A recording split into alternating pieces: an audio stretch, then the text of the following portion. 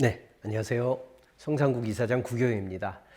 우리가 이제 기독교와 신앙, 복음에 대한 조금 더 바른 이해를 갖기 위한 이야기들을 시작한 지 3번째 시간입니다.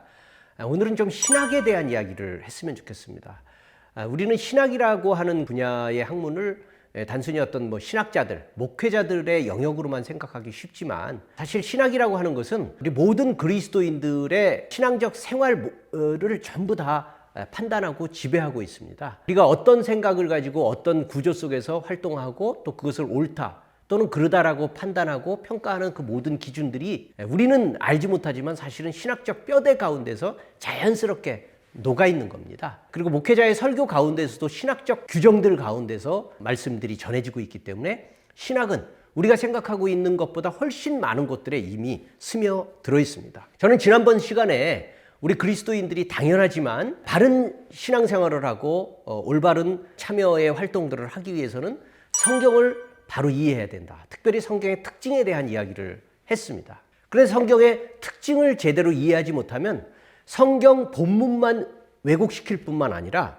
신학에 있어서도 굉장히 큰 잘못을 일으키게 되고, 신학이 잘못되기 때문에 우리가 바른 신학을 받지 못한 결과로 바른 실천, 바른 삶을 살지 못하게 되는 겁니다. 그 가장 대표적인 부분이 바로 진화론에 대한, 또 특별히 과학에 대한 기독교의 굉장히 적대적인 관계성을 이야기할 수가 있습니다. 여러분들 그 얘기만 들어도 대충 어떤 뜻인지 이해하실 겁니다. 기독교는 진화론과 굉장히 적대적인 관계를 굉장히 오랫동안 가지고 있습니다. 그리스도인들은 진화론을 수용하면 안 된다. 또 더 나아가서는 과학을 굉장히 부정적으로 배척하는 것 같은, 그리고 신앙을 갖고 있는 사람들은 과학을 좀 폄하하고 무시해야 되는 것처럼 생각하는, 그래야 믿음이 좋은 것처럼 생각하는 경우가 왕왕 보여지고 있습니다. 이것은 다 이 신학에 대한 왜곡 때문에 생기는 일이고, 역시 성경의 특징에 대한 왜곡 때문에 발생되는 일입니다. 겉으로만 보면 분명히 성경과 진화론은 모순처럼 보입니다. 왜냐하면 같은 시대에, 다시 말하면 태초에 대한 너무나도 다른 증언이 보이기 때문입니다. 창조의 이야기 속에서, 창세기에서 보여지고 있는, 성경에서 보이고 있는 태초 시대의 세상의 기원은 하나님이 당신의 말씀으로, 당신의 계획대로 만들어 가신, 첫째 날부터 여섯째 날까지의, 그리고 일곱째 날 안식하셨던 그 모든 기록 속에 우리는 확인하고 있습니다. 거기에 비한다면 과학인 진화론에서 말하고 있는 설명 방식은 너무나도 다른 거죠. 일단 기본적으로 우연을 상정하고 있습니다. 하나님의 계획된 목적과 의도가 아닌 어쩌다라고 하는 거죠. 어쩌다가 만들어진 우연한 기회에 태초에 원소들이 있었고, 그것들이 갑자기 폭발함으로 인해서 갑자기 굉장히 천문학적으로 빠른 시간 안에 급속도로 팽창하여서 원시적인 우주가 만들어지고, 그것이 원시적인 지구로 발전하고, 또 원시적인 지구 가운데서 원시 유기물, 또 생명체가 나타나고, 그것이 결국 우리와 같은 인간으로까지 진화, 발전하였다라고 그렇게 설명하고 있고, 그 설명 방식을 과학은 채택하고 있습니다. 자, 창세기가 얼마나 많이 다릅니까? 기본적인 출발점부터 과정까지 다 다릅니다. 그러니까 당연히 합리적으로 본다고 하면 창세기를, 하나님의 창조를 믿는다고 하면 진화론이 틀린 거고, 진화론이 맞다고 하면 창세기가 틀린 거겠죠. 자, 그러나 그렇지 않습니다. 다시 말씀드린다면 성경의 기본적인 특징이 틀리다는 것입니다. 성경은 진화론과 다른 차원의 이야기입니다. 성경에는 다양한 형식과 문체의 기록, 일반적이지 않은 굉장히 독특한 기록이 많습니다. 예컨대 바울은요, 환상 속에서 자기가 셋째 하늘, 낙원에 다녀왔다는 간증을 하고 있습니다. 자, 이것은 오늘날 우리가 생각한다면, 무슨 하늘에 첫 번째 하늘이 있고, 두 번째 하늘이 있고, 세 번째 하늘이 있다는 말이냐? 이건 과학적으로 맞지 않는다.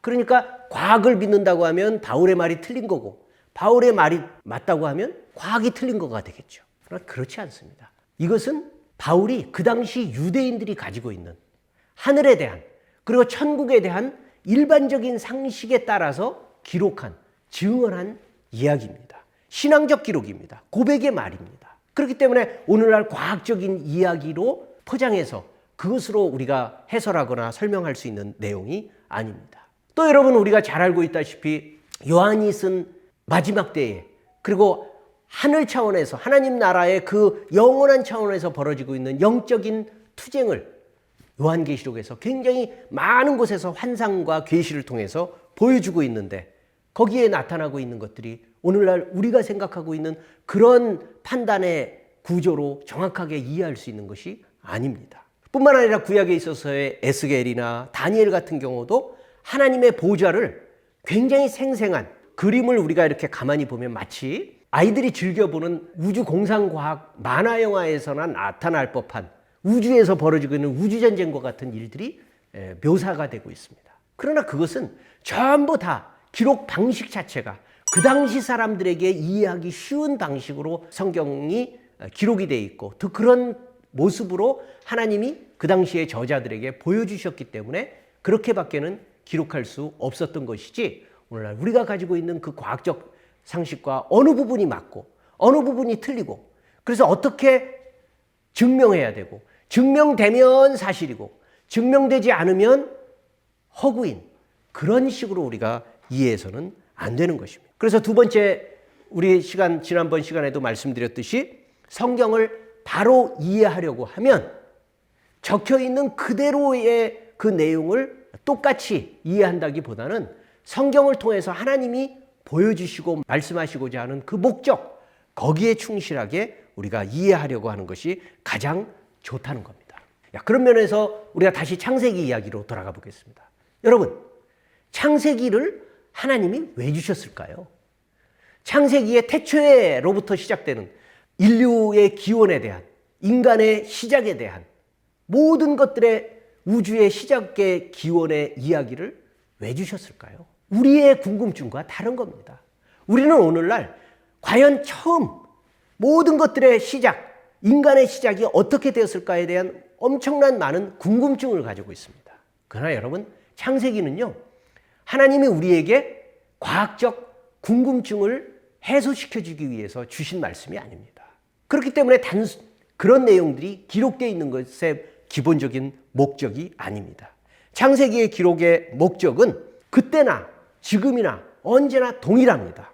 온 세상과 인류는 누가 만들었나, 그리고 어떤 목적으로 다스려지고 있는가 하는 기원과 과정을 말씀하고자 하는 겁니다. 그리고 하나님을 떠난 인간과 세상은 어떠한 운명에 처하게 되는가, 그것을 말씀하고자 했습니다. 또 인류와 세상은 어떻게 다시 살아날 것이고, 또 이제는 우리가 어떻게 살아갈 것인가 하는 우리가 신앙적 목적, 하나님을 믿고 신앙을 고백하는 그 모든 이유와 동일한 목적으로 창세기 1장, 2장, 3장, 그리고 창세기, 출애굽기 모든 성경을 주셨기 때문에 그러한 관점으로 우리가 성경을 해석해야지, 과학적 상식으로 태초에 무슨 일이 일어났을까, 어떤 것이 순서상으로 우선이고 뭐가 다음에 일어날까, 그 다음에 그 사이에 시간이 얼마나 많이 흘렀을까, 그런 식으로 판단해서는 안 됩니다. 그러나 불행하게도 우리가 성경을, 창세기를 그런 식으로 이해하는 하나의 과학적 사고방식이 19세기부터 시작이 되었습니다. 미국에서부터 성경의 사실성, 그렇잖아요. 우리가 성경을 믿어라라고 얘기할 때, 성경이 하나님의 말씀이고 우리가 성경의 말씀대로 살아야 된다라고 얘기할 때, 그게 사실적 기록으로 확인되면 더 우리가 자신 있게 믿을 수 있는 건 사실이거든요. 그렇기 때문에 그 과학적 사실성을 증명하고자 하는 그 열정이 19세기 미국으로부터 출발했습니다. 그게 바로 창조과학운동입니다. 창조과학, 창조에다가 과학, 그러니까 과학적 사고방식으로 창조를 해석하려고 하는 그런 운동입니다. 대표적인 사람이 1650년경에 아일랜드의 어떤 대주교가 계산을 해본 거예요. 태초에라고 생각하는 그 태초의 관점을 계속, 그때 아담이 몇 세까지 살았고, 그 다음에 그 아들인 셋이 몇 세까지 살았고, 그 후손들의 나이들이 쭉 나오잖아요. 성경에 수없이 많이 나오는 족보들과 또 여러 가지 이야기들 가운데서 성경의 사람들이 살아왔던 생애들의 나이들을 다 더해보는 겁니다. 쭉 더해보고 그 족보들을 계산해보고 하다가 보니까 그 사람이 계산에 따르면 태초에 바로 하나님이 온 세상을 창조하신 그때가 기원전 4004년 10월 23일 일요일이었다는 겁니다. 얼마나 놀라운 얘기냐 하면 결국은 겨우 지구가 기원된 것이 지금으로부터 불과 6천여 년 전이라는 겁니다. 자, 여러분 생각해보면 이게 얼마나 놀라운 얘기냐 하면 우리가 흔히 한민족이 5천년의 역사를 가지고 있다고 얘기를 하잖아요. 그럼 결국 한민족의 기원에 불과 1000년 전에 인간이 출발했다고 하는 굉장히 얼토당토하는 그런 이야기들을 성경에서 그렇게 기록했다라고 우리가 믿으라는 겁니다. 근데 그것은 성경이 기록한 내용이 아니라는 거예요. 성경은 아까도 말씀드렸듯이 그런 목적으로 우리에게 주신 것이 아니기 때문에 단순한 합산법으로 누가 몇 살 살았고 플러스 누가 몇 살 살았고 플러스 하다 보니까 6천년이다 라는 그런 기록으로 말할 것이 아니라는 겁니다. 그렇기 때문에 우리가 성경을 통해서 이해해야 될 것이 그런 목적이 아니라고 한다면 창조과학이라는 그런 내용으로 성경을 증명하려고 하는 노력도 역시 굉장히 허무하고 황당한 일이 아닐 수가 없는 것입니다. 그러나 여러분 그렇다고 해서 진화론이나 과학이 말하고 있는 것이 전부 다 맞다라고 우리가 서둘러 이야기하는 것도 옳지 않습니다. 그것은 과학적 사고방식의 성경이라고 하는 그 이해에 따라서 과학을 판단하는 그것과 무관하게 과학 그 자체가 모든 것들을 지금 정확하게 다 설명할 수 있는 것은 아니라는 것입니다. 과학은 하나님이 존재한다고도 말하지 않고 존재하지 않는다라고도 말하지 않습니다. 과학은 신의 존재 유무가 증명 대상이 아닙니다. 그러나 과학자는 다릅니다. 과학자는 어떤 과학자는 하나님을 믿습니다. 또 어떤 과학자는 하나님을 믿지 않습니다.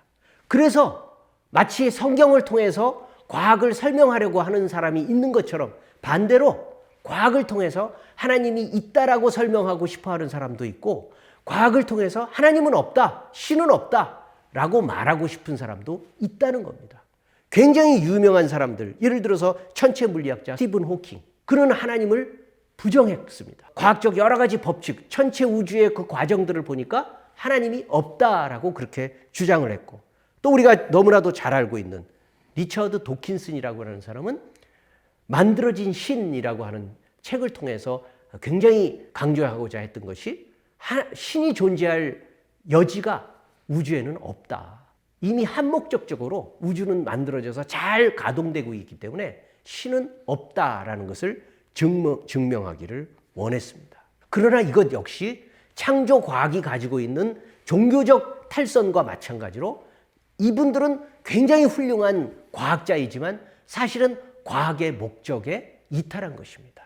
신은 과학을 통해서 증명되거나 부정되지 않습니다. 과학주의와 진화주의는 과학은 우리가 수용해야 되지만 과학주의, 다시 말한다면 과학을 통해서 만들어진 모든 내용들은 다 옳고 그것을 따라야 된다라고 얘기하는 과학주의는 과학적이지 않습니다. 자, 여기서 우리가 한 가지 더 생각했으면 하는 것은 이런 것입니다. 우리 기독교인들은 진화론과 싸울 일이 없습니다. 아까 말씀드렸듯이 성경의 기록 방식과 목적은 과학이나 진화론과 다르기 때문에 과학이나 진화론과 싸울 일이 없습니다. 그러나 진짜 우리가 긴장해야 될 한 가지 굉장히 중요한 내용이 있다고 한다면 그것은 사회적 진화론입니다. 생겨난 모든 것들 중에 가장 강한 것들이, 우수한 것들이 살아남게 되고, 그런데 사회적 진화론이라는 것은 생물학적 진화론과는 다르게 이 세상을 살펴보니까 열등한 것과 우수한 것들이 있다는 겁니다. 그리고 강한 것과 약한 것이 있다는 겁니다.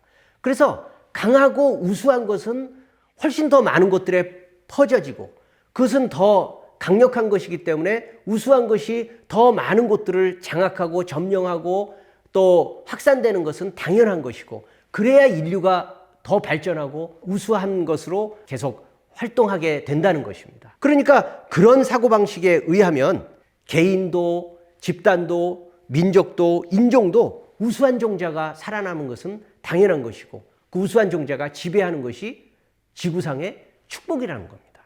이건 이데올로기입니다. 반대로 우수하지 못한 것들은 도태되고 점령돼야 되고 또 지배당하는 것이 마땅하다는 겁니다. 어떻습니까? 우리가 근대 이후에 서구의 제국주의적 발상과 아주 정확하게 일치하죠. 이것이 바로 진화론을 통해서, 과학이었던 진화론을 통해서 사회적으로 진화주의로 확산된 겁니다. 그래서 이거 이데올로기가 돼서 강한 자의 지배법칙처럼 이루어진 것이 그 이후에 마치 세계의 기본적인 사회 법칙인 것처럼 굳어진 것입니다. 근데 그것이 단순히 서구에만 머물러 있는 것이 아니라 세상에서 힘을 가지고 행사하고 장악하는 사람들은 자꾸 이런 사회적 진화론을 가지고 자신들의 지배의 힘을 정당화하는 일들이 일어났습니다. 제가 책 하나를 읽어드리겠습니다. 더 강한 것은 지배해야 하며 더 약한 것과 결합함으로써 자신의 우수한 점을 희생시켜서는 안 된다. 항상 투쟁은 종의 건전함과 저항력을 촉진하는 수단이며 따라서 그 종의 진화의 원인이다. 자연은 더 약한 부분을 대단히 엄격한 생활 조건에 복종시켜서 그것만으로도 수가 제한되도록 하며 새롭고 무정한 힘과 건전함의 기초를 두는 도태를 행하는 것이다. 히틀러가 쓴 나의 투쟁이라고 하는 책에 나와 있는 겁니다. 히틀러는 우리가 알다시피 여러분, 히틀러가 나치 시대 때 유대인을 600만 명이나 학살하고 또 뿐만 아니라 뭐 동굴아파 사람들이나 집시나 유대인뿐만 아니라 수없이 많은 장애인이나 이런 사람들을 학살한 것을 잘 알고 있습니다. 왜 그랬을까요? 아까 말씀드렸듯이 이 지구상에 우수한 종이 있는데 아리안족이죠. 독일 민족입니다. 그들이 확산되어지고 그들이 이 지구를 대부분을 점령함으로 인해서 지구가 건강하고 우수해지기 때문에 거기에 떨어지는 유대인이나 집시나 또는 흑인이나 장애인이나 이런 사람들은 멸종되어 마땅하다라고 생각하는, 굉장히 그 성경의 기록을 통해서 자신의 생각을 정당화하는 그런 모습으로 나타났던 겁니다. 히틀러만 그랬던 것이 아니라 여러분들 일본의 제국주의의 그 노력 가운데서 이 사회적 진화론을 채택한 것이 굉장히 많이 있는 것을 우리는 알 수가 있습니다. 대동아 문명론, 또 명치 유신의 대부인 후쿠자와 유키치라고 하는 사람이 쓴 문명론을 보면 일본이 대동아의 전쟁을 일으키고 자꾸 이렇게 확장하고자 하는 것은 단순히 일본 혼자서 잘 먹고 잘 살려고 하는 것이 아니라 대동아, 다시 말하면 뭐 조선뿐만 아니라 중국이나 또 뭐 여러 나라들, 대만이나 중국이나 하는 그런 모든 나라들도 전부 다 우수한 일본의 힘에 의해서 함께 복속하고 함께 그 뜻을 따르는 것이 이 모든 동아시아의 공동 번영을 추구하는 것이기 때문이다 라고 말하는, 그것이 바로 대동아 문명론입니다. 여러분, 1945년 이후에 이러한 사상이 끝난 것처럼 생각되지만 여전히 해방된 지금도, 21세기를 진행하고 있는 지금도 이런 내용들은 계속 이어져 가고 있습니다. 가장 대표적인 게 2000년대 이후에 확산되어진 사회적 진화론의 변종인 뉴라이트 운동입니다. 특별히 윤석열 대통령의 집권 이후에 한미일 동맹, 다시 말한다면 서구를 중심으로 한 해양 문명과 후진적인 대륙 문명, 북한과 중국과 러시아와 같은 후진적 대륙 문명을 맞서 싸우고 있는데 우리가 어느 편에 서야 되겠느냐? 선진적이고 서구적인 해양 문명에 서야 된다라고 하는 것이 전형적인 아주 그 뉴라이트적 사회적 진화론입니다. 그래서 정신대 할머니들을 폄하하고 일제시대 때 있었던 그 식민지의 점령을 근대화론으로 미화하고 오히려 일본에게 우리는 사죄해야 된다. 뭐 주옥 쓴 엄마 부대와 같은 그런 일들이 참담하게도 21세기에 벌어지고 있는 것은 사회적 진화론, 그런 용어를 쓰든 쓰지 않든 우리 머릿속에 우수한 종자와 우수한 민족, 우수한 문명이 있고 그렇지 못한 열등한 민족이 있고 열등한 인종이 있고 열등한 족속들이 있는데 우리는 우수한 쪽에 서서 우리 민족이 번영해야 된다라고 생각하는 그러한 전형적인 사회적 진화론에 빠져 있습니다.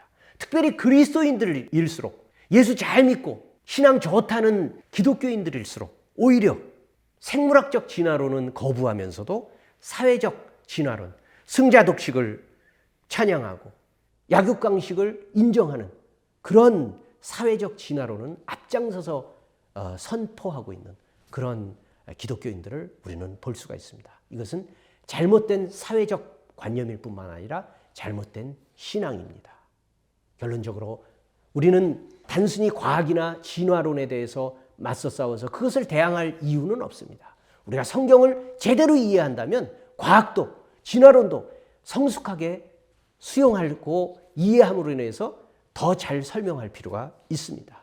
오히려 그보다 중요한 것은, 그보다 위험한 것은 사회적 진화론으로서의 오늘날 약육강식과 또 강자 독식의 그런 체제를, 신자유주의적 질서를 그대로 수용하려고 하는 위험한 우리의 신앙적 형태를 훨씬 더 깊이 반성하고 되짚어서 하나님이 원하시는 하나님 나라적 평화에, 또 우리가 공존 공영을 위해서 우리가 함께 협력하는데 우리의 모든 힘을 참여해야 될 필요가 있다는 것을 말씀을 드리면서 오늘 이야기를 마치려고 합니다. 감사합니다.